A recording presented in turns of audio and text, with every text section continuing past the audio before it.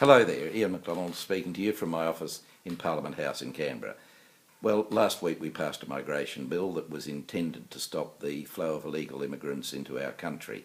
Unfortunately, Ms Gillard could only bring herself to adopt one of the three solutions that we know worked for John Howard.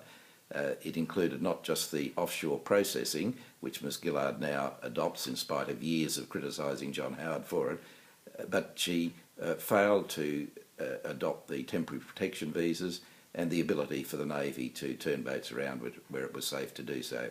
So while it's a step in the right direction and the Coalition supported it for that reason, I don't think it's going to work, and I think the boats will still come. This week we woke to hear Ms Gillard promising more money for schools, and isn't that great? We all want more money for education and for roads and hospitals and pensions, including military superannuation, but never any indication from Ms Gillard on where all of this money is coming from. We know that it'll come from more taxes and increased borrowings, which are the hallmarks of Labor governments, and you, the taxpayer, will end up paying in the long run. I'm also very concerned that the toxic carbon tax, which is now starting to really bite, is having a huge impact on small business.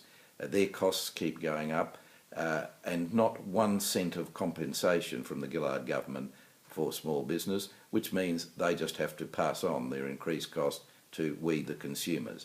Our costs of living continue to rise, and that's on top of our electricity bills, our air conditioning bills, which are already feeling the impact of Ms Gillard's toxic carbon tax. I can't wait for the Australian people to have their say on the tax and Ms Gillard's financial management. We all know the next election will be a referendum on the carbon tax, and I can't wait for the determination, the verdict of the Australian public on that. Good to talk to you, and I hope to talk to you again soon.